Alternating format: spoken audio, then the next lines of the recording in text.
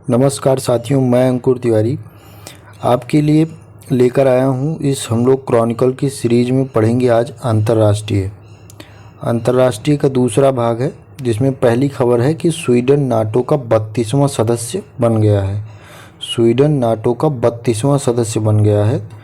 Sweden द्वारा NATO सैन्य गठबंधन में शामिल होने के लिए फरवरी 2022 में आवेदन किया गया था। स्वीडन यूरोपीय महाद्वीप में उत्तर में स्कैंडिनेविया प्रायद्वीप, ये जो आप देख रहे हैं ये स्कैंडिनेविया प्रायद्वीप है पे स्थित एक देश है।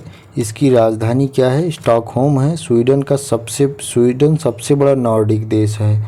अब नॉर्डिक क्या है, आइए हम आपको बताते हैं। नॉर्डिक में कितने देश आते हैं। नॉर्डिक देश का ये मैप है। इसमें ग्रीनलैंड आता है और नॉर्वे का कुछ एक प्रायद्वीप आता है, आइसलैंड आता है, स्वीडन आता है, नॉर्वे आता है, ये फिनलैंड आता है, डेनमार्क आता है। इतने देश आते हैं नॉर्डिक में।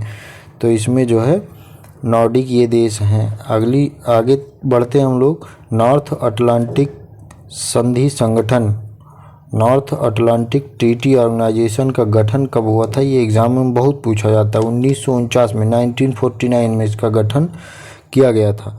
गठन के समय नाटो में अमेरिका, ब्रिटेन, कनाडा, फ्रांस सहित कुल 12 देश थे। कुल 12 देश उसके गठन के समय इसके सदस्य थे, लेकिन वर्तमान में इनके सदस्यों की संख्या कितनी हो गई है? 32। नाटो का उद्देश्य क्या है? तो कि जो सोवियत संघ था उसके विस्तार को रोकना, USSR, लेकिन अब ये रसिया हो गया है, तो इसके उद्देश्यों को रोकना इसका लक्ष्य था। नाटो की कोई सेना नहीं होती है, इन सभी देशों की सेना ही नाटो की सेना है। इन देशों का कहना है कि हमारे सदस्यों के ऊपर अगर कोई भी बाहरी देश अटैक करता है तो हम सब मिल करके उससे लड़ाई लड़ेंगे। अगली न्यूज है कि गर्भपात को संवैधानिक अधिकार देने वाला पहला देश कौन सा बन गया है? तो फ्रांस 4 मार्च को गर्भपात का संवैधानिक अधिकार प्रदान करने वाला विश्व का पहला देश बन गया। डायरेक्ट प्रश्न पूछा जाता है कि गर्भपात को संवैधानिक अधिकार देने वाला विश्व का पहला देश कौन सा है? तो फ्रांस है। अगली न्यूज है भारतीय फार्मा को मान्यता देने वाला पहला स्पेनिश भाषी देश कौन है? निकारागुआ। निकारागुआ में स्पेनिश भाषा बोली जाती है, वही बात लिखी गई है। भारतीय फार्मा मानकों को मान्यता देने वाला विश्व का पहला स्पेनिश भाषी देश बन गया है।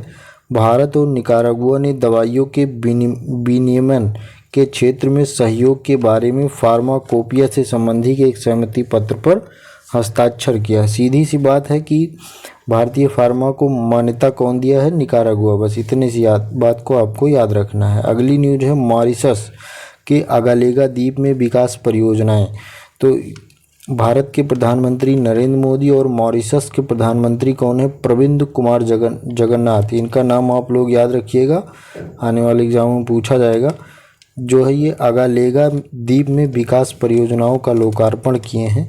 अगालेगा द्वीप कहाँ है? आइए हम आपको दिखाते हैं। ये देखिए, ये मॉरिशस है, मॉरिशस का ही है अगालेगा द्वीप। इस पे भारत के कुछ सैन्य अभियान भी होते हैं। ये मॉरिशस का हिस्सा है। चलिए हम लोग आगे बढ़ते हैं। मलेरिया के खिलाफ याओंडे डिक्लेरेशन, ये क्या होता है? तो आइए देखते हैं। हाल ही में कैमरून, जिसकी राजधानी क्या है? याओंडे। आप लोग राजधानी जरूर याद रखिएगा। कैमरून की राजधानी क्या है? याओंडे।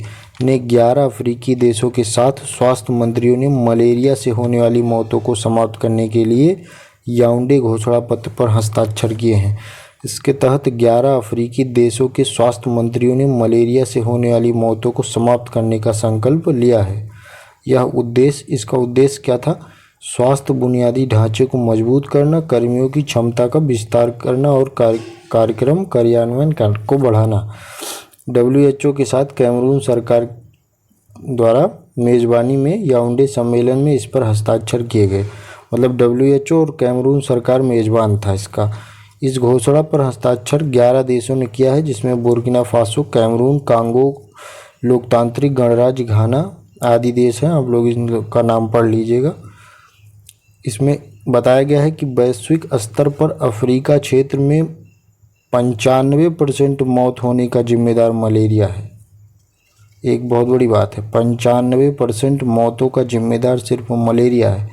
मलेरिया है क्या? मलेरिया परजीवी कारणों से होता है, एक जानलेवा बीमारी है जो मादा एनोफिलीज मच्छर के काटने से फैलती है। ठीक है, ये लाइन बहुत इम्पॉर्टेंट है, आने वाले एग्ज़ामों में आरओ में या पीसीएस में या कभी भी ये स्टेटमेंट के रूप में पूछा जा सकता है। इसका कहना है कि यह रोग भूमध्य रेखा के आसपास उष्ण कटिबंधीय और उपोष्ण कटिबंधीय यानी कि ट्रॉपिकल और सब ट्रॉपिकल क्षेत्रों में पाया जाता है, जिसमें अफ्रीका और एशिया के ज़्यादातर देश शामिल हैं। सीधा स्टेटमेंट दे देगा, आदमियों को गलत लगेगा। आइए आगे अगली न्यूज़ देखते हैं। नाइजर का अमेरिका के साथ सैन्य समझौता हुआ है। अफ्रीकी देश नाइजर ने अमेरिका के साथ, नाइजर कहाँ है आइए हम बताते हैं, सैन्य समझौता तत्काल प्रभाव से निलंबित कर दिया है। इस समझौते ने अमेरिकी सैन्य कर्मियों को नाइजर से सैन्य अभियानों के संचालन की अनुमति दी है। नाइजर ने अफ्रीका के साहेल क्षेत्र, एक दिन मैंने आपको वीडियो में बताया था कि साहेल क्षेत्र है क्या, आज फिर आपको बताएंगे, सैन्य अभियानों में केंद्रीय भूमिका निभाई तथा यह अमेरिका का एक प्रमुख एयरबेस भी था। यहाँ पर हम लोग देखते हैं साहेल क्षेत्र क्या है और नाइजर कहाँ पर है। अब आपको दिख रहा होगा ये नाइजर है और ये जो क्षेत्र बनाया गया है इसमें ये साहेल प्रांत है। इसका क्या मतलब है? ये जो ऊपर सहारा है, सहारा मरुस्थल और नीचे के घास के मैदानों को अलग करने वाला क्षेत्र साहेल क्षेत्र कहलाता है। इन साहेल क्षेत्र में इतने इतने देश आते हैं जिनका नाम इसमें लिखा गया है, कुछ छोटे छोटे देश इधर भी हैं। हम लोग आगे बढ़ते हैं। दिसंबर 2023 में नाइजर में अमेरिकी सेना के लगभग 650 कर्मचारी काम कर रहे थे। अमेरिकी सेना नाइजर की राजधानी नियामे, राजधानी जरूर याद रखिएगा, नाइजर की राजधानी क्या है? नियामे। ये लगभग 920 किलोमीटर दूर अगाडेज शहर में एक प्रमुख एयरबेस संचालित करती है। महत्वपूर्ण इसमें राजधानी है नियामे। दोस्तों, अगर हमारा वीडियो आपको अच्छा लगा हो तो चैनल को सब्सक्राइब कर दीजिएगा, लाइक कर दीजिएगा, शेयर कर दीजिएगा। वीडियो पूरा देखने के लिए बहुत बहुत धन्यवाद। जय हिंद, जय भारत।